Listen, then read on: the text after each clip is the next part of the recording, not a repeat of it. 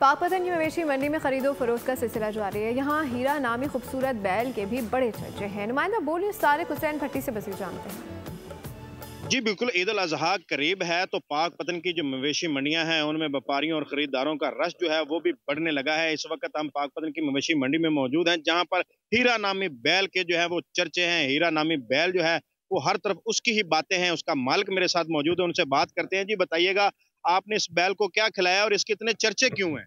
जी हाँ, बिल्कुल, ये हमारा हीरा है। इसको बड़े शौक से हमने दूध तक जो भी इसको अच्छा है, मक्खन भी हमने खिलाया है, खूबसूरत चारा खिलाया है, क्या शानदार इसकी परवरिश की है। अब मसला ये है कि हमें इसका जो दाम है, जो इसकी कीमत है, वो नहीं मिल रही।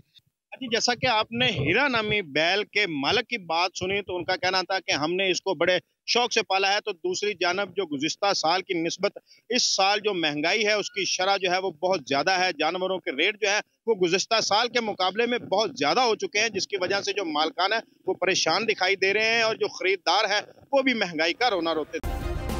सब्सक्राइब करें और बेल दबाएं ताकि कोई खबर रह न जाए।